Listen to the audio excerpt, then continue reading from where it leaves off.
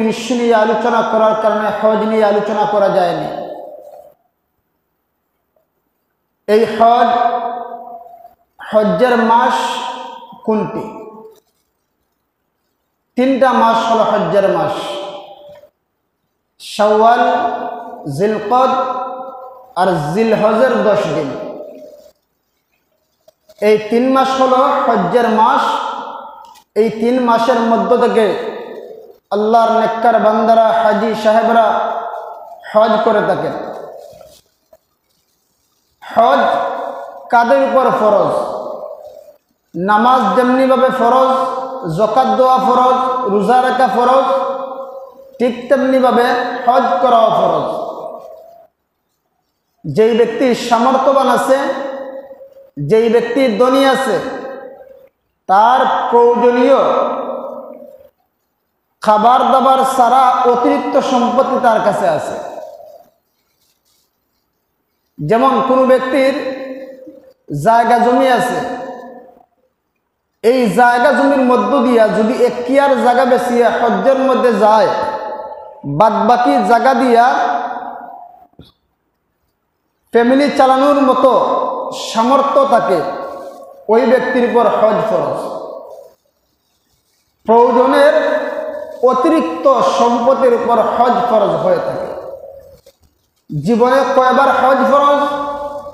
একবারই হজ ফরজ। একজন ধনী ব্যক্তি, তার সম্পদের কোনো অভাব নাই, তার উপরেও হজ একবার ফরজ, বাদ বাকি যদি হজ আদায় করে ওইগুলা নফল হজ হবে।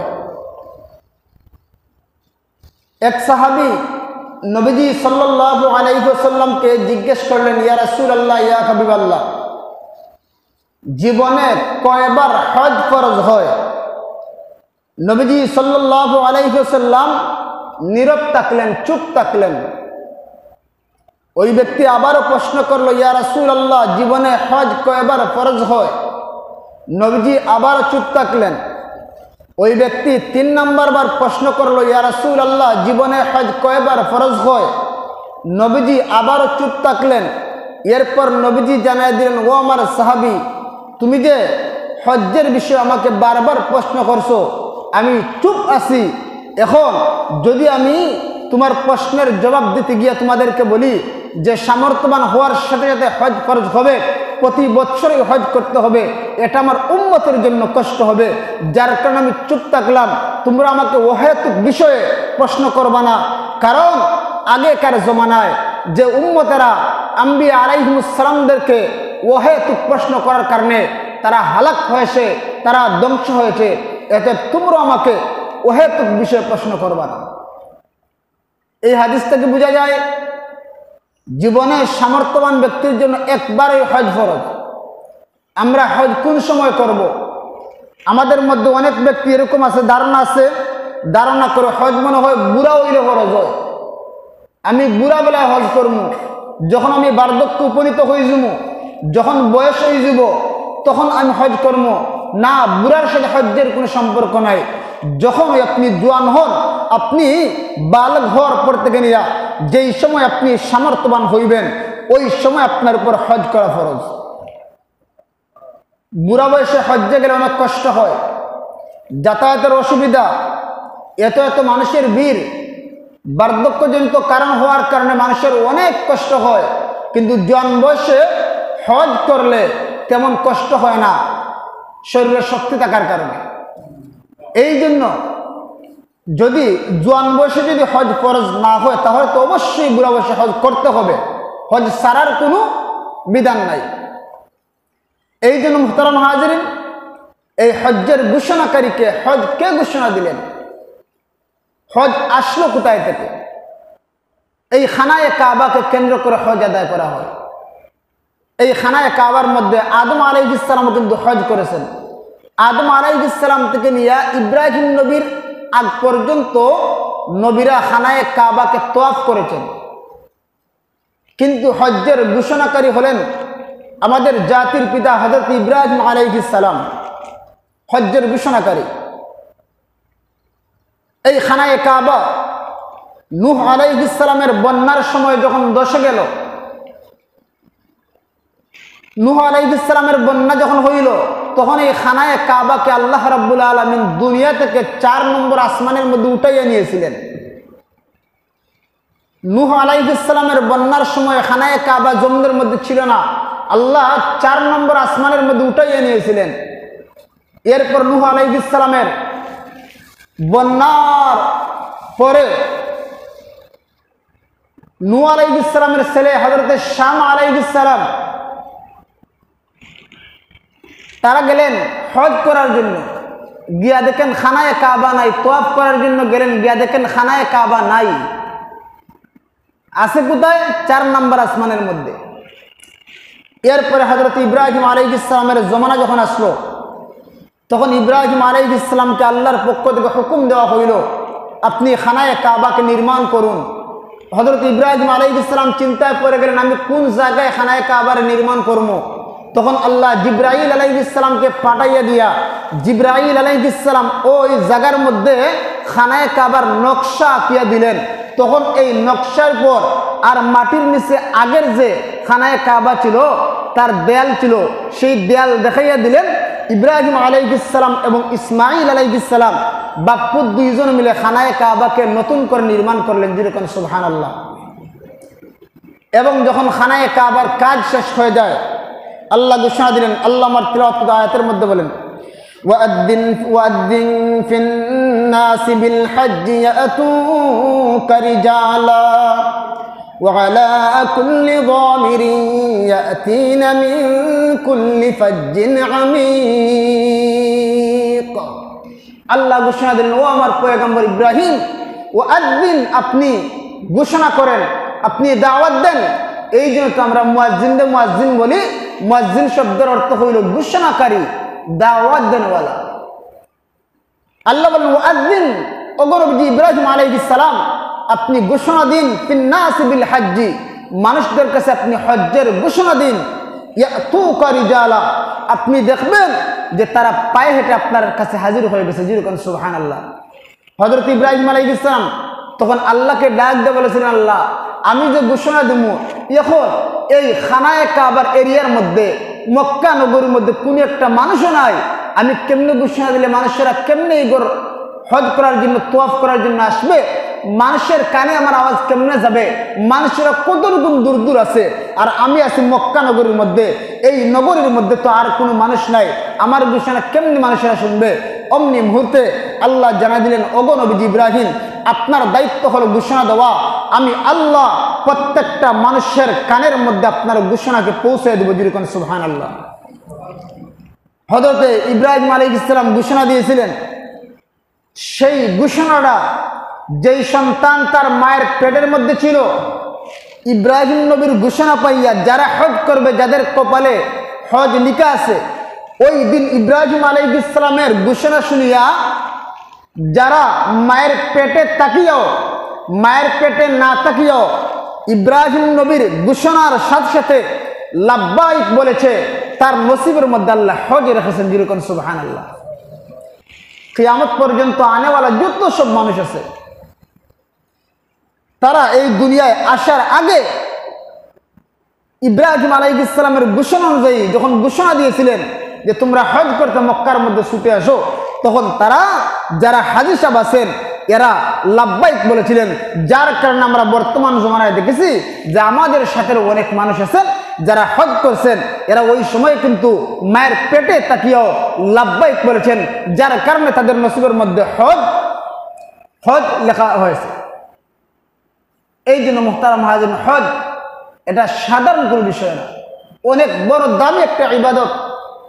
আল্লাহর ঘর খানায়ে কাবা, যেই কাবা আমাদের পিতা হযরতে ইব্রাহিম আলাইহিস সালাম নির্মাণ করেছেন, সেই ঘরের মধ্যে আমরা হজ করি। আল্লাহ বলেন, ওয়াদ্দিন ফিন্নাসি বিল হজ্জি, ওগো নবী ইব্রাহিম আলাইহিস সালাম, আপনি হজ্জের এলান দিন মানুষের মধ্যে।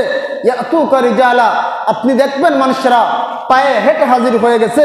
ওয়া আলা কুল্লি যামির, এবং মানুষেরা উটের উপর সওয়ার হইয়া হাজির হইতে আছে। এরপর ইয়াতিনা মিন কুল্লি ফাজ্জিন আমিক, মানুষেরা দূর দূরান্ত থেকে সফর কইরা এই খানায়ে কাবার মধ্যে হাজির হয়ে যাবে, যেরকম সুবহানাল্লাহ। আগের জমানা ছিল, গাড়ির জমানা ছিল না, উটের মাধ্যমে সোয়ার হইয়া হজ করা হইতো। নবীজি সাল্লাল্লাহু আলাইহি ওয়াসাল্লাম জীবনে একবার হজ করেছেন, একবার। নবীজি আমার আপনার নবী, আমাদের আকা নবী জীবনে একবার হজ করছেন, আর সেই হজকে বিদায় হজ বলে উল্লেখ করা হয়েছে। নবীজিও কাসওয়া নামক একটা উটের উপর সওয়ার হইয়া বিদায় হজ করেছেন। নবীজি আরাফার ময়দানে কাসওয়া নামক উটের উপর সওয়ার হইয়া নবীজি সাহাবায়ে কেরামদেরকে সমবেত করিয়া নবীজি ভাষণ দিলেন, ইয়া আইয়ুহাল্লাযীনা আমানু, ইয়া আইয়ুহাল্লাযীনা আমানু, ইয়া আইয়ুহাল্লাযীনা আমানু, ও ঈমানদাররা। কারণ যারা নবীজির সামনে ছিল একটাও বেঈমান ছিল না, সব মুসলমান ছিল, যার কারণে আমার আপনার নবী ইয়া আইয়ুহাল্লাযীনা আমানু বলে ঘোষণা দিয়েছেন। নবীজি জানায় দিলেন, ও আমার উম্মতেরা, ও আল্লাহর বান্দারা, ও ঈমানদাররা, আমি নবীজি সাল্লাল্লাহু আলাইহি ওয়াসাল্লাম দুনিয়ায় এতদিন তোমাদের সাথে ছিলাম, এখন আমি নবীজি এমন একটা পর্যায়ে পৌঁছেছি যে আমি জানি না আমি আগামী বছর তোমাদের মধ্যে থাকতে পারবো কিনা, আমার তা জানা নাই। সুবহানাল্লাহ। মুহতারাম হাজিরিন, এই জায়গাতে একটা সবক হইল, নবীজি বিদায় হজ্জের সময় সাহাবায়ে কেরামদের সামনে বললেন, ও আমার সাহাবীরা, প্রথম কথাই আল্লাহ ছিল, ও আমার সাহাবীরা, আমি জানি না আগামী বছর তোমাদের সামনে আমি থাকতে পারবো কিনা। এতে বোঝা গেল দুনিয়া টাকার জায়গা না, ইচ্ছা করলেও টাকা যায় না। যদি ইচ্ছা করলে টাকা যাইতো তাহলে আমরা কন্দন করিয়া আমরা রাখতে পারতাম, কিন্তু এটা দুনিয়ার বিধান না, এরা টাকার কোনো বিধান নাই, এত সবাই দুনিয়াকে বিদায় হয়ে যেতে হবে। কিন্তু আমাদের উপর আমাদের অনেক লোক আছে এরকম যে হজ ফরজ কিন্তু হজ করে না, হজ ফরজ হওয়া সত্ত্বেও হজ করে না। হজ না করলে অপরাধ কি, শাস্তি কি? আল্লাহর নবী বলেন, যাদের উপর হজ ফরজ, যারা সামর্থ্যবান, যারা ধনী, যদি হজ না কর, তুমি ইহুদি হয়ে মরবা, তুমি নসারা হয়ে মরবা, খ্রিস্টান হয়ে মরবা। এতে আমি আল্লাহর কোনো দায়বদ্ধতা নাই, আমি আল্লাহ কিছু জানি না, আমি আল্লাহ কারো মুখাপেক্ষীও না। তুমি তোমার ইহুদি আর নসারা হয়ে মরো হজ না করিয়া। হজ ফরজ, হজ করলাই না, তুমি ইহুদি হইয়া মরো, নসারা হইয়া মরো, আমি আল্লাহর এতে কিছু যায় আসে না। বুঝা গেল যে হজ ফরজ হওয়া সত্ত্বেও হজ করলো না, তার ব্যাপারে আল্লাহর কোনো কথা নাই, তুমি ইহুদি নসরা হইয়া মরো, আমি কিছু জানি না, আমি কারো মুখাপেক্ষীও না। ওয়ালিল্লাহি আলান নাসি হিজ্জুল বাইতি মান ইসতাতাআ ইলাইহি সাবিলা ওয়া মান কাফারা ফা ইন্নাল্লাহা গানিয়্যুন আনিল আলামিন। আল্লাহ বলেন, ওয়ালিল্লাহি আলান নাসি হিজ্জুল বাইতি মান ইসতাতাআ ইলাইহি সাবিলা, যে ব্যক্তি আল্লাহর ঘরে হজ করার সামর্থ্য রাখে তারপর হজ ফরজ, তারপর হজ ফরজ। আর যদি কেউ অস্বীকার করে হজকে, ওমান কাফারা, যদি কেউ হজকে অস্বীকার করে, ফাইন্নাল্লাহা গানিয়্যুন আনিল আলামিন, আল্লাহ এই পৃথিবীর মানুষটাকে, এই পৃথিবী থেকে আল্লাহ ও মুখাপেক্ষী। বলেন তো আল্লাহর চেয়ে ধনী কেউ আসেনি পৃথিবীর? আল্লাহ বলেন, আমি কিছু জানি না, আমি সারা জগতের মানুষ থেকে ও মুখাপেক্ষী। তুমি হজ ফরজ হওয়ার পরে হজ করবা না, তুমি ইহুদি হয়ে মরো, নসারা হয়ে মরো, নবীজিও তাদের কোনো জিম্মাদার নেবেন না। বুঝা গেল? হজ দামি একটা ইবাদত। হজ করলে ফায়দা কি হয়? হজ করলে ফায়দা কি হয়? এই হজ্জের মধ্য দিয়ে মানুষের গুনাহ ঝরে পড়ে। আর হজ করার জন্য আরেকটা শর্ত হইল টাকাটা হালাল হতে হবে। যারা হালাল টাকা দিয়া নিজের কামাইকৃত সম্পদ থেকে আল্লাহর রাস্তায় হজ করবে, তারা এমনভাবে গুনাহ থেকে মুক্ত হইবে। এক হাদিসে আছে, কোরআনের এক আয়াতে আছে, আল্লাহ বলেছেন, যারা হজ করবে আমি আল্লাহর রাস্তায়, আমি আল্লাহ তাদের গুফিরা লাহু মা তাকাদ্দামা মিন যামবিহি, তাদের পিছনের সব গুনাহ মাফ করে দেব। যেরকম সুবহানাল্লাহ। হাদিস শরীফের মধ্যে আছে, যে ব্যক্তি আমি আল্লাহর রাস্তায় হজ করবে, সেই ব্যক্তিকে আল্লাহ রাব্বুল আলামিন এমনভাবে মাফ করবেন যেরকমভাবে মায়ের পেট থেকে সন্তান নাবালক অবস্থায়, যে মাসুম অবস্থায় ভূমিষ্ঠ হয়, সেই রকমভাবে একজন হাজি যখন রেজায়ে রবের জন্য, আল্লাহ সন্তুষ্টির জন্য হজ করবে, আল্লাহ সেই মাসুম বেগুনা বাচ্চার মতো হাজি সাহেবকে মাফ করে বাড়িতে ফিরিয়ে দিবেন। যেরকম সুবহানাল্লাহ। এই জন্য মুহতারাম হাজিরিন, এই হজ বহুত বড় একটা ইবাদত। এই ইবাদত ছাড়ার কোনো সুযোগ নাই যদি হজ ফরজ হয়ে থাকে। আর আমরা যারা আছি যাদের উপর হজ ফরজ নয়, আমরা আল্লাহর দরবারে দোয়া করবো, আল্লাহ আমাদেরকে সামর্থ্য দাও যাতে আমরা একটা বার হলেও আমরা নবীজির রওজাটা জিয়ারত করতে পারি, খানায়ে কাবার তওয়াফ করতে পারি। নবীজির রওজা যারা জিয়ারত করেছে তাদের ফজিলত কেমন।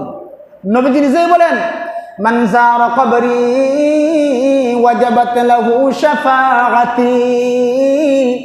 আল্লাহর নবী বলেন, যারা আমার কবর জিয়ারত করবে তাদের জন্য আমি নবীজির শাফাআত সুপারিশ ওয়াজিব। যেরকম সুবহানাল্লাহ। কাল কিয়ামতের কঠিন ময়দানে আমি নবী আমার উম্মতের জন্য সুপারিশ করব। শুধু তাই নয়, যারা হজ আদায় করে, অনেক লোক এমন আছে হজ্জের মধ্যে গিয়ে আর বাড়িতে ফিরে আসা মারা যায় কি মারা যায় না? যারা খানায়ে কাবার হেরেমের ভিতরে মারা যাবে, কাল কিয়ামতের কঠিন ময়দানে আল্লাহ রাব্বুল আলামিন ওই সমস্ত হাজী শব্দকে হেরেম থেকে কিয়ামতের কঠিন ময়দানে উত্তোলন করবেন। যেরকম সুবহানাল্লাহ। এই জন্য আমার পানের ভাইয়েরা, আল্লাহর নবী বলেন, হযরত আবু বকরকে তার কবর থেকে উত্তোলন করা হবে, উমরকে তার কবর থেকে উত্তোলন করা হবে, হযরত ওসমান ও আলীকেও তার কবর থেকে উত্তোলন করা হবে। কিন্তু যারা হজ করবে, যারা আল্লাহর রাস্তায় হজ করবে, যারা খানায়ে কাবার হেরেমের ভিতরে ইন্তেকাল করবে, ওই হেরেমের ভিতরে ইন্তেকাল করার কারণে কিয়ামতের কঠিন ময়দানে আল্লাহ ওই হেরেমের কাপড় পরিধান অবস্থায় ওই হাজী সাহেবকে কিয়ামতের কঠিন ময়দানে উত্তোলন করবেন। যেরকম সুবহানাল্লাহ। কোটি কোটি মানুষের সামনে হেরেমের কাপড় পরা থাকবে। উনি ছিল হাজী সাহেব, উনি ছিল আল্লাহর ঘর তওয়াফকারী, আল্লাহর ঘরের মেহমান ছিল। এই জন্য আমার পানের ভাইরা, হাজী সাহেবদের অনেক মর্যাদা কিয়ামতের কঠিন ময়দানে আছে। এই জন্য মুহতারাম হাজরিন, আমি হজ করলাম, হজ করার পরে আমার পরের জিন্দগির আমলটা ভালো হওয়া চাই। যেহেতু হজ্জের মধ্য দিয়ে আমার গুনাহ মাফ হয়ে গেল, আমি বাকি জিন্দগি আর গুনাহ করব না। বাকি জিন্দগি আর গুনাহ করার কোনো সুযোগ নাই। এই জন্য যে ঘরকে আমরা কেন্দ্র করে হজ আদায় করি, এটা এমন একটা সম্মানিত দামি একটা জায়গা। সেই জায়গা সম্পর্কে আল্লাহ রাব্বুল আলামিন নিজেই বলেন, ওয়ামান দাখালাহু কানা আমিনা। যেই ব্যক্তি সেই কাবার হেরেমের মধ্যে প্রবেশ করে সে নিরাপদ হয়ে যায়। যেরকম সুবহানাল্লাহ। ওই দেশের কোনো পুলিশও তারে ধরবে না। যদি অপরাধী হয়ে থাকে, হেরেমের ভিতরে ঢুকে পুলিশে তাকে ধরবে না। কেন? বাধা আছে যে হেরেমের ভিতরে কেউ ঢুকে গেলে আত্মরক্ষার জন্য যদি কেউ ঢুকে যায়, তার হেরেমের ভিতরে গিয়ে আক্রমণ করা যাবে না। এই জন্য মুহতারাম হাজির, এটা অত্যন্ত দামি একটা ভূমি, যেই ভূমিতে আমার আপনার নবী বিশ্ব নবী রাহমাতুল্লাহ আলামিন জন্মগ্রহণ করেছেন। এমনকি নবীজি সাল্লাল্লাহু আলাইহি ওয়াসাল্লাম উনার হায়াতের জিন্দগির 43টা বছর মক্কার মধ্যে কাটিয়েছেন না? নবীজি 43 বছর মক্কার মধ্যে কাটাইছেন। এরপর নবীজি সাল্লাল্লাহু আলাইহি ওয়াসাল্লাম বাদ বাকি 10টা বছর মদিনার মধ্যে নবীজি কাটছেন। এরপর নবীজি ইন্তেকাল করেছেন। এই জন্য মুহতারাম হাজির, এই হজ এত দামি একটা ইবাদত। এই বর্তমান মাস হচ্ছে হজ্জের মাস, হজ্জের মৌসুম। এই জন্য মুহতারাম হাজির, আমাদের এই যে বিভিন্ন বিশ্বের বিভিন্ন দেশ থেকে যে আমার আপনার মতো অনেক হাজি ভাইরা, আল্লাহর খালিস মুখলিস নেককার বান্দারা, যারা আল্লাহর ওলি, যারা আল্লাহর নৈকট্যপ্রাপ্ত বান্দা, তারা হজ্জের দিকে তারা যাচ্ছেন, অনেক গিয়েছেন। এই জন্য আমার পানের ভাইরা, জিল হজ্জের 10 তারিখ পর্যন্ত অর্থাৎ 9 তারিখে তারা হজ সম্পাদন করবেন। এরপর তারা বাড়িতে আসবেন। বোঝা গেল এই মাসটা যেহেতু হজ্জের মৌসুম, এই 3টা মাস শাওয়াল, জিলকদ, জিলহজ্জের 10 দিন, এই 2 মাস 10টা দিন অত্যন্ত দামি। এটা হজ্জের মৌসুম। এই সময়টার মধ্যে আল্লাহর ঘর খানায়ে কাবার মধ্যে অসংখ্য অগণিত কোটি কোটি হাজী সাহেবরা তওয়াফ করতে আসেন, আরাফার মাঠের মধ্যে যাচ্ছেন, মুজদলিফায় যাচ্ছেন, মিনায় যাবেন। এই জন্য মুহতারাম হাজির, এই মাসটা অত্যন্ত দামি। আমরা যারা হজের মধ্যে যেতে পারিনি, তবু আমরা আল্লাহর দরবারে এই দোয়া করবো, আল্লাহ জীবনে অন্তত একটাবার হলেও আমার কপালে হজ নসিব করিও, যাতে একটা আবার খানায়ে কাবার মধ্যে যেতে পারি, তওয়াফ করতে পারি, যাতে নবীজির রওজায় গিয়া একটা বার হইলে আমাদের আকা নবী, আমাদের রাহমাতুল্লাহ আলামিন নবীর রওজার মধ্যে গিয়া, নবীজির রওজার সামনে গিয়া একটা বার আসসালাতু ওয়াসসালামু আলাইকা ইয়া রাসূলুল্লাহ বলে সালাম দিতে পারি। এরকম প্রত্যাশা আশা মনের মধ্যে রাখবে। যারা নবীজির খাঁটি উম্মত, যাদের অন্তর নবীজির প্রতি ইশক আর মুহাব্বত আছে, যারা নবীজির উপর দুরূদ শরীফ পড়ে তাদের মর্যাদা ভিন্ন রকম হবে। একটা উম্মতকে নবীজি বলবেন না যারা নবীজির উপর দুরূদ শরীফ পড়ে। মুহতারাম হাজিরিন, আল্লাহর এক বান্দা হজ করার জন্য রওনা হয়েছেন। আগেকার জমানায় কিন্তু গাড়ির ব্যবস্থা ছিল না। আল্লাহর বান্দা হজ্জের নিয়ত করিয়া যেই মাত্র হজ্জের জন্য রওনা হয়েছেন, রাস্তার মধ্যে যাওয়ার পর আল্লাহর বান্দার ইন্তেকাল হয়ে যায়। আল্লাহর বান্দার সাথে ওনার সন্তানও ছিল। যেই মাত্র ইন্তেকালটা হয়ে যায়, অমনি মুহূর্তে আল্লাহর বান্দার সন্তান তাকে দেখে ওই হজের নিয়ত করনেওয়ালা ব্যক্তির চেহারাটা শুকরের মতো হয়ে গেছে। যেই মাত্র চেহারা শুকরের মতো হয়ে যায়, এমনি ওই ব্যক্তির সন্তান চিন্তার মধ্যে পড়ে যায়, খায় রেখায় আমার বাবাকে নিয়ে আমি হজ্জের মধ্যে রওনা দিয়েছি, আমার বাবা মারা গেল, আমার বাবার চেহারাটা শুকরের মতো হয়ে গেল, খায় রেখায়। অমনি মুহূর্তে চিন্তার মধ্যে পড়ে গেছে। অমনি মুহূর্তে ওই লোকের সন্তানরা ঘুমিয়ে পড়ছে। এমন সময় স্বপ্নে তাকায় দেখে একজন অপরিচিত লোক সাদা পোশাক পরিহিত তার সামনে এসে ডাক দেখয়, তুমি কি চিন্তা করো, তুমি কেন তো পেরেশান? এবার ওই লোক ডাক দেখয়, আপনি কি, আপনাকে তো আমি কি চিনি না, আমার বাবা ইন্তেকাল করেছে, আমার বাবার চেহারাটা শুকরের মতো হয়ে গেছে। অমনি মুহূর্তে এবার ওই অপরিচিত ব্যক্তি ডাক দেখো, তোমার বাবার সামনে আমাকে নিয়ে চলো। যেই মাত্র সামনে নেওয়া হলো, এবার ওই অপরিচিত ব্যক্তি এবার তার মুখ থেকে কাপড়টা সরাইয়া এবার মুখের মধ্যে হাতটা বুলাইয়া দিলেন। অমনি মুহূর্তে ওই অপরিচিত ব্যক্তির চেহারার মতো ওই ব্যক্তির চেহারাটা দবদবে সাদা হয়ে যায়। এবার ওই লোক ওই ব্যক্তির সন্তান ডাক দেব, আপনি কে, আপনাকে তো আমি চিনি না, আপনাকে তো আমি চিনি না, আমার বাবা যে ইন্তেকাল করেছে আপনার তো আমি খবরটা পর্যন্ত দেইনি, আপনি কেমনে জানলেন আমার বাবা ইন্তেকাল করেছে? উনি হলেন আমার আপনার নবী, আখিরি জামানার পয়গম্বর মুহাম্মদুর রাসূল সাল্লাল্লাহু আলাইহি ওয়াসাল্লাম। এবার নবীজি সাল্লাল্লাহু আলাইহি ওয়াসাল্লাম স্বপ্নে ডাক দেখো, ও বুড়া লোকের সন্তান, তোমার বাবা প্রতিদিন আমার উপর বিকালে এবং সকালে এবং বিকালে 200 বার করে দুরূদ শরীফ পাঠ করতো, 200 বার করে দুরূদ শরীফ পাঠ করতো। তোমার বাবা কঠিন মুসিবতের মধ্যে আছে, আমি আখিরি জামানার পয়গম্বর, আমার উম্মতরে কেমনে ভুলে যাই? যেরকম সুবহানাল্লাহ, আমি তো কখনো আমার উম্মতরে বলতে পারি না। এই জন্য তোমার বাবা যখন প্রতিদিন 200 বার করে সকাল বিকাল 200 বার করে দুরূদ পড়তো, যখন তোমার বাবার ইন্তেকাল হয়ে যায় তখন ফেরেশতা আমার কাছে দুরূদের খাদিয়া নিয়ে আসে না। আমি জিজ্ঞেস করলাম, ও ফেরেশতা, আমার কাছে তো আমার ওই বান্দার দুরূদের ওই উম্মতের দুরূদের খাদিয়া নিয়ে আসলো না, আমার উম্মতের পক্ষ থেকে দুরূদের খাদিয়া কেন আসলো না? ফেরেশতা ডাক দেখো, ওগো নবীজি, আপনার উম্মতটা তো ইন্তেকাল করেছে, আপনার উম্মত দুনিয়া থেকে বিদায় হয়ে গেছে, কেমনে দুরূদ পৌঁছাইবে? অমনি মুহূর্তে আল্লাহর নবী ডাক দেখে, রে বুড়া লোকের সন্তান, যেই মাত্র ফেরেশতার কাছ থেকে জানলাম তোমার বাবা ইন্তেকাল করেছে, তখন আমি তোমার সাথে সাক্ষাৎ করার জন্য হাজির হয়ে যাই। যেরকম সুবহানাল্লাহ। দেখেন তাকাইয়া, যেই ব্যক্তিরা তার চেহারাটা শুকরের মতো হয়ে গেছে, কিন্তু প্রতিদিন সকালে 200 বার বিকালে 200 বার নবীজির উপর দুরূদ শরীফ পড়তো, ইন্তেকাল হওয়ার পরে তার চেহারাটা হয়ে গেল শুকরের মতো। নবীজি সাল্লাল্লাহু আলাইহি ওয়াসাল্লাম স্বপ্নের মধ্য দিয়ে তার চেহারার মধ্যে হাত বুলিয়ে দিলেন, তার চেহারাটা দবদবে সাদা হয়ে যায়। যেরকম সুবহানাল্লাহ। এই জন্য মুহতারাম হাজির, আমরা যারা নবীজির উপর দুরূদ শরীফ পড়ি, একদল ফেরেশতা আছে নবীজির রওজার মধ্যে দুরূদের হাদিয়া নিয়ে পৌঁছায় দেয়, আর নবীজির কাছে ডাক দেয়, বলে, ইয়া রাসূলুল্লাহ, আপনার অমুক উম্মত আব্দুল্লাহ, তার বাবার নাম অমুক, তার পরদাদার নাম অমুক, এরকম বংশের সিলসিলা বলিয়া বলিয়া দুরূদের হাদিয়াটা পৌঁছায় দেয়। যেরকম সুবহানাল্লাহ।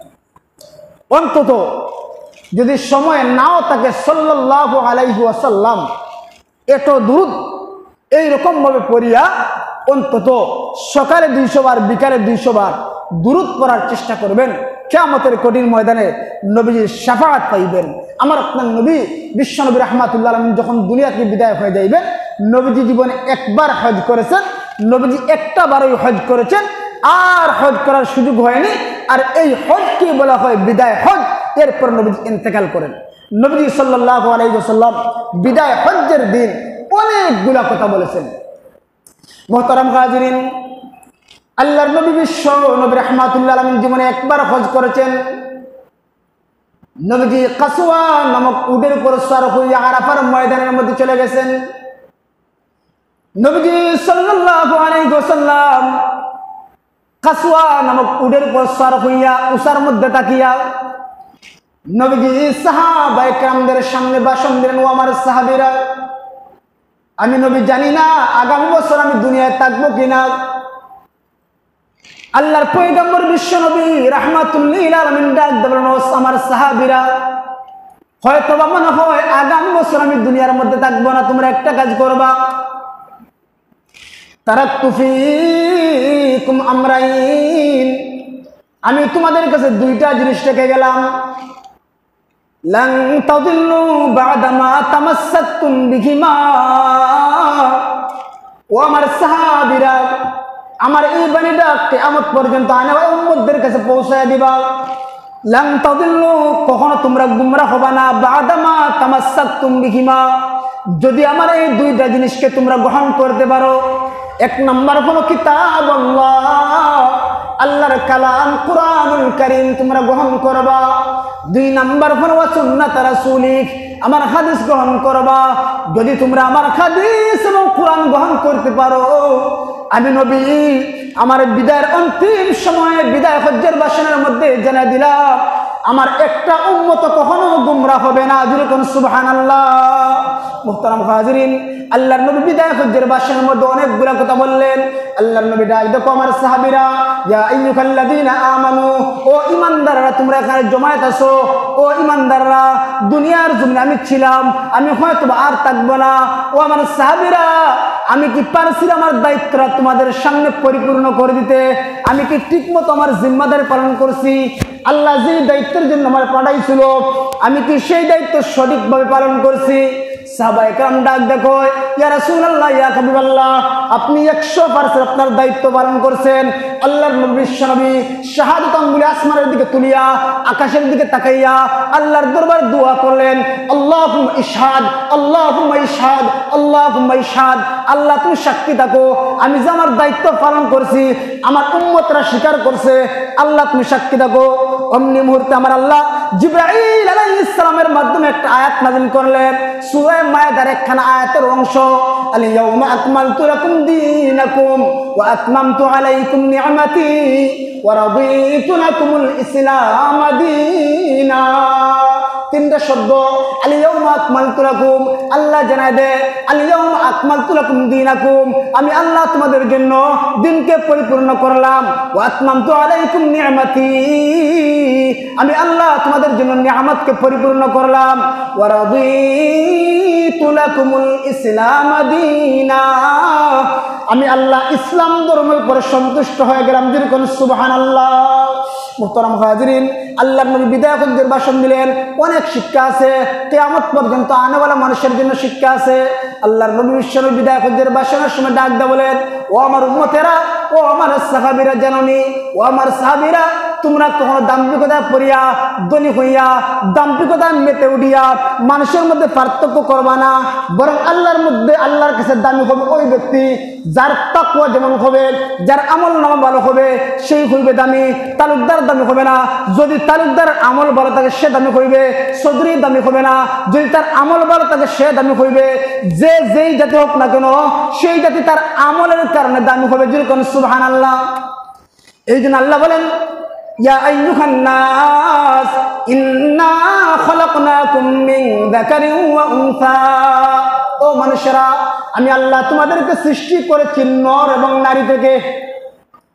ওয়া জাআলনাকুম শুউবা, এবং আমি তোমাদেরকে গোত্র গোত্র বানাইছি, বিভিন্ন গোত্রের লোক বানাইছি। ওয়া কাবাইলা লিতাআরাফু, যাতে তোমরা একজন আরেকজনকে চিনতে পারো, অমুক তালুকদার, অমুক চৌধুরী, অমুক জমিদার। এই জন্য আমার পানের বাইরা, জমিদার আর তালুকদার হইলে কাম হইব না। যদি একজন নিচু পর্যায়ের মানুষের আমল ভালো হয়, আল্লাহর দরবার ওই ব্যক্তির মর্যাদা বেশি হবে। আল্লাহ বলেন, ইন্না আকরামাকুম ইনদাল্লাহি আতকাকুম, আল্লাহর কাছে ওই ব্যক্তি সম্মানী যেই ব্যক্তির মধ্যে তাকওয়া থাকবে, যেই ব্যক্তির মধ্যে খোদা ভীরতা থাকবে। যেরকম সুবহানাল্লাহ।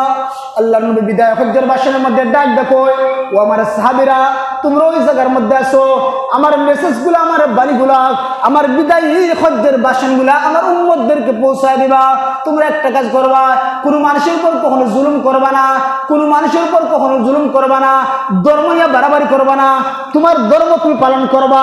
অন্য কোনো হিন্দুকে, ইয়াহুদিকে, নাসারাকে মুসলমান বানানোর জন্য জোর জবরদস্তি পর্যন্ত করবা না। নিজের ধর্ম নিজে পালন করবা। একজন যদি স্বেচ্ছায় যদি মুসলমান হয়ে যায় কোনো অসুবিধা নাই, কিন্তু একজনের জোরে মুসলমান বানানো সম্পূর্ণ খারাপ। দেখেন কেমন ছিলেন আমাদের নবী সাল্লাল্লাহু আলাইহি ওয়াসাল্লাম। নবীজি সাল্লাল্লাহু আলাইহি ওয়াসাল্লাম ডাক দেখো, ও আমার উম্মতরা, ও আমার সাহাবীরা, বিদায় হজ্জের ভাষণ হতে পারে এই ভাষণটা আমার জীবনের শেষ ভাষণ। তোমরা একটা কাজ করবা, দুনিয়ার জন্য অন্যায় করবা না, জুলুম আর নির্যাতন করবা না। কারণ মজলুমের দোয়া আল্লাহর দরবারে ডাইরেক্ট কবুল হয়ে যায়। আল্লাহর নবী বলেন, সালাসু দাওয়াতিন মুস্তাজাবাত লা শাক্কা ফি দাওয়াতুল মাজলুম ওয়া দাওয়াতুল মুসাফির ওয়া দাওয়াতুল ওয়ালিদ আলা ওয়ালাদিক। মজলুমের বদদুয়া আল্লাহর দরবারে ডাইরেক্ট কবুল, লা শাক্কা ফিহি, কোনো সন্দেহ নাই। যদি কোনো ব্যক্তি নিঃস্ব হয়ে যায়, কেউ যদি জুলুম করে, সে যদি অসহায় থাকে, সেই ব্যক্তি হলো মজলুম। সেই মজলুম যদি আল্লাহর দরবারে চুকের এক ফোঁটা পানি ফেলে, সেই দোয়াটা কখনো আল্লাহ ফিরিয়ে দেয় না। জালিম ব্যক্তির ধ্বংস আল্লাহ অনিবার্য করে দেয়। জালিমের ধ্বংস অনিবার্য হবে, এটা নিশ্চিত, এতে কোনো সন্দেহ নাই। এই জন্য কখনো জালিম হইবেন না, মজলুম হওয়ার চেষ্টা করবেন। আপনি মজলুম হইবেন, আপনার দোয়া, আপনার চুকের পানি সরাসরি আল্লাহ পর্যন্ত পৌঁছবে। এই জন্য মজলুমের চুকের পানির কারণে আল্লাহর আরশ পর্যন্ত কাঁপতে লাগে। নবীজি বিদায় হজ্জের ভাষণের মধ্যে জানাই দিয়েছেন, তোমরা কখনো অন্যায়ের অবিচার করবা না। এখন তাকায় দেখেন আমাদের সমাজের মধ্যে কি চলতে আছে, কি চলতে আছে, জুলুম আর অন্যায় আর হানাহানি, মারামারি, কাটাকাটি। আল্লাহর নবী বিদায় হজ্জের ভাষণের মধ্যে আরেকটা কথা জানাই দিয়েছেন, ও আমার উম্মতরা, ও আমার সাহাবায়ে কেরামরা, আমার কিয়ামত পর্যন্ত আনেওয়ালা উম্মতদেরকে জানাই দিবা, কোন মুসলমান যেন আরেক মুসলমানের রক্ত না জড়ায়। কিন্তু আমাদের সমাজ তার উল্টা। আমরা তো সামান্য ব্যাপার সেবার নিয়েই আমরা রক্ত জড়াই। এক মুসলমান কখনো আরেক মুসলমানের রক্ত জড়াইতে পারে না। এই জন্য মুহতারাম হাজিরিন, আল্লাহ নবী সাল্লাল্লাহু আলাইহি ওয়াসাল্লাম বিদায় হজ্জের ভাষণের মধ্যে নবীজি সাল্লাল্লাহু আলাইহি ওয়াসাল্লাম হৃদয় বিদারক কণ্ঠে নবীজি কান্না করিয়া করিয়া উম্মতদেরকে মেসেজ দিলেন, ও আমার উম্মতরা, তোমরা সুদ খাইবা না, তোমরা কোন সুদ খাইবা না রে। সুদের কেমন অপরাধ জানো তোমরা? আল্লাহ তোমাদের জন্য ব্যবসা হালাল করে দিয়েছেন। আহাল্লাল্লাহুল বাইআ ওয়া হাররামার রিবা। আল্লাহ বলেন, আমি আল্লাহ তোমাদের জন্য ব্যবসা হালাল করলাম, ব্যবসা করে খাও, আমি আল্লাহ বরকত দান করব। ওয়া হাররামার রিবা, সুদ খাইবা না, সুদ হারাম। এই জন্য যারা সুদ খায়, সুদের শাস্তি কেমন? কিয়ামতের কঠিন ময়দানে যারা সুদখোর, আল্লাহ কোরআনের মধ্যে বলেন, ইয়াতাখাব্বাতুহুমুশ শাইতানু মিনাল মাস। যারা সুদ খাইতো কিয়ামতের কঠিন ময়দানে জিনেদার রোগীর মতো, মাতাল ব্যক্তির মতো কিয়ামতের কঠিন ময়দানে উঠবে। মাতালের মতো, মানুষের দেখায় মাতালের মতো লাগে, মাথায় কাজ করে না, এরকম মানুষের দেখিও চিনব যে বেড়া সুদ ছিল। এরপরে সুদের আরো নিম্নের শাস্তি হলো খানায় কাবার মধ্যে আপন মায়ের সাথে জিনা করা। জুড়ে কোন নাউজুবিল্লাহ। হাদিসের কথা, আমার আপনার নবীর কথা। এই জন্য সুদ পরিহার করতে হবে। আল্লাহর নবী ডাক দেখো, আমার সাহাবীরা, হয়তো আগামী বছর আমি থাকবো না, আমি তোমাদেরকে জানাই দিলাম, ও আমার সাহাবীরা, একটা কাজ করবা, তোমরা মুসলমানেরা সারা বিশ্বের মুসলমান একটা দেহের মতো, এক মুসলমান আরেক মুসলমানের ভাই ভাই ভাই হিসাবে থাকবা, দ্বন্দ্ব করবা না, মারামারি করবা না, কলহ বিবাদ করবা না, একজন আরেকজন মুসলমানদের নিজের বুকের মধ্যে জড়াইয়া নিবা। কারণ ইন্নামাল মুমিনুনা ইখওয়া, মুসলমান মুসলমানের ভাই। অনেক কথা বলেছেন, সময় যেহেতু নাই, আমরা পিছনের দিকে গেলাম, লাস্টের দিকে গেলাম। আল্লাহর নবী ডাক দেখো, আমার সাহাবীরা, আমি তোমাদের কাছে দায়িত্ব পৌঁছাইতে পারছি কি? সাহাবায়ে কেরাম স্বীকার করলেন, জি হ্যাঁ। আল্লাহর নবী আল্লাহকে সাক্ষী রাখেন, আল্লাহ আল্লাহুম্মা ইশহাদ, আল্লাহ আপনি সাক্ষী রাখেন। আল্লাহ সেই সাক্ষীর সপক্ষে কোরআনের আয়াত নাজিল করেছেন। আল্লাহর নবী ডাক দেখো, সাহাবীরা, আমি দুইটা জিনিস রেখে দিলাম, কোরআন আর হাদিস। উলামায়ে কেরামরা তোমাদের সামনে কোরআন থেকে নসিহত করবে, হাদিস থেকে নসিহত করবে, তোমরা গ্রহণ করবা। উলামায়ে কেরামদের কথা মানবা যদি সত্য হয়, যাচাই বাছাই করে। কারণ বর্তমান জমানায় কিছু ফিতনা কুরালিম বাইর হয়েছে, আহলে হদিস, আহলে খবিস আখ্যা দিয়েছেন আমাদের উলামায়ে কেরাম লা মযহবি, মযহব মানে না। এই জন্য সাহাবায়ে কেরামের জমানা ছিল খায়রুল কুরুন, প্রথম যুগ, সোনালী যুগ। সাহাবায়ে কেরাম থেকে নিয়ে 4টা যুগের সপক্ষে নবী সাল্লাল্লাহু আলাইহি ওয়াসাল্লাম বলেছেন এই 4টা যুগ হলো সোনালী যুগ। এই যুগের মানুষগুলো বড় দামি। এই জন্য মুহতারাম হাজিরিন, সেই 4 যুগ পাড়ি দিয়ে আমরা শেষের যুগে আছি। এই জন্য এখন ফিতনা ফাসাদ সৃষ্টি হইবে, বিভিন্ন ধরনের ফিতনা সৃষ্টি হইবে। সেই ফিতনা থেকে আমাদেরকে বাঁচতে হবে। এই জন্য ফিতনা থেকে বাঁচতে হলে যে কোনো বিষয় উলামায়ে কেরামদেরকে, বিজ্ঞ উলামায়ে কেরামদেরকে জিজ্ঞাসা করবেন, হুজুর ওই জিনিসটা কি আমার বুঝে আসছে না, এটা কি সত্য? এই জন্য আমার পানের ভাইরা নবী এরপর বললেন, ও আমার সাহাবীরা, যখন থেকে আগেকার জাহিলি সব ধরনের কথা বাতিল করে দিলাম, জাহিলি কোনো রেওয়াজ আর কখনো চলবে না। এই জন্য আমরা মুসলমানের মধ্যে এখনো আইয়ামে জাহিলিয়তের প্রথার চেয়ে জঘন্যতম প্রথা আছে না নাই? আছে। আমরা ইহুদের কালচার রীতিনীতি অনুসরণ করি, এগুলো পরিহার করতে হবে। এই জন্য মুহতারাম হাজির, নবীজি শেষের বক্তব্যটা দিলেন, ও আমার সাহাবীরা, আমি নবীজি সাল্লাল্লাহু আলাইহি ওয়াসাল্লাম শেষ নবী, আমার পরে আর কোনো নবী নাই। আমার মধ্য দিয়া আল্লাহ নবুয়তের দরজাকে বন্ধ করে দিয়েছেন যে তোমাদের মধ্যে এমন কিছু মানুষ আছে ফিতনা ছড়াইবে যে আগেকার জমানায় একজন নবী মারা যাওয়ার পরে আল্লাহ গোত্রের মধ্যে একজন নবী বানাইতেন। কোন নবী ছিলেন গোত্রের নবী, কেউ ছিলেন গ্রামের নবী, কেউ ছিলেন দেশের নবী, কেউ ছিলেন শহরের নবী। একজন নবী মারা গেলে আল্লাহ আরেকজন নবী বানাইতেন। কিন্তু তোমরা এই কথাটা বিশ্বাস রাখবা, আমি নবীর পরে নবুয়তের দরজা সম্পূর্ণ বন্ধ, আমার পরে আর কোন নবী আসবে না। আমার পরে যারা নবুয়ত দাবি করবে এরা হলো মিথ্যাবাদী, এরা হলো দাজ্জাল। এই যে মুহতারাম হাজির, নবীজি সাল্লাল্লাহু আলাইহি ওয়াসাল্লাম বলেন যে আমি নবীজির ইন্তেকালের পর থেকে নিয়ে কিয়ামতের আগ পর্যন্ত 30 জন লোক মিথ্যা নবুয়ত দাবি করবে। এর মধ্যে থেকে নবীজির জমানায় নবীজির ইন্তেকালের পরে মুসাইলামাতুল কাজ্জাব মিথ্যা নবুয়ত দাবি করছে, তার বিরুদ্ধে নবীজি সাল্লাল্লাহু আলাইহি ওয়াসাল্লামের একজন সাহাবী যুদ্ধের ঘোষণা করেছেন। এই যে মুহতারাম হাজির, যারা মিথ্যা নবুয়ত দাবি করে তাদের বিরুদ্ধে যুদ্ধ ঘোষণা করা মুসলমানদের উপর ফরজ। এই যে নবীজির জমানায় একজন মিথ্যা নবুয়ত দাবি করছে, আরেকজন মহিলা যার নাম হলো সাজ্জা, সেই সাজ্জা নামক মহিলা মিথ্যা নবুয়ত দাবি করছে। আর আমাদের যে জমানার কিছুদিন আগের ঘটনা যে গুলাম আহমদ কাদিয়ানি সেও নবী দাবি করছে। এতে বোঝা গেল যদি কোনো ব্যক্তির নবী দাবি করে তার বিরুদ্ধে একজন মুসলমান, আল্লাহর নবী বলেন আমি নবীজির ইন্তেকালের পরে যারা যে মিথ্যা নবুয়ত দাবি করব, আমার যেই উম্মত সেই মিথ্যা নবুয়তদের বিরুদ্ধে যুদ্ধ ঘোষণা করবে, আমি নবী কথা দিলাম কিয়ামতের কঠিন ময়দানে আমার সেই উম্মতের জন্য আমি নবীর সুপারিশ করবো। যেরকম সুবহানাল্লাহ। এই জন্য মুহতারাম হাজির, দেখবেন তাকাইয়া আমাদের সমাজের মধ্যে কিছুদিন আগে নেট দেখলাম একটা মাদ্রাসা শিক্ষক বলে এখন আমি ইমাম মাহদী। ফিলিস্তিনের যুদ্ধ শুরু হয়েছে, দেখতে বেড়া ভালোই লাগে, দেখতে খুব সুন্দর সুন্নতি লেবাস। তখন মাদ্রাসার শিক্ষক বিচারা দাবি করছে যে আমি হলাম ইমাম মাহদী, আল্লাহ আমার ইমাম মাহদী বানিয়ে পাঠাইছে। ইটালি অনেক তুলপার হয়েছে।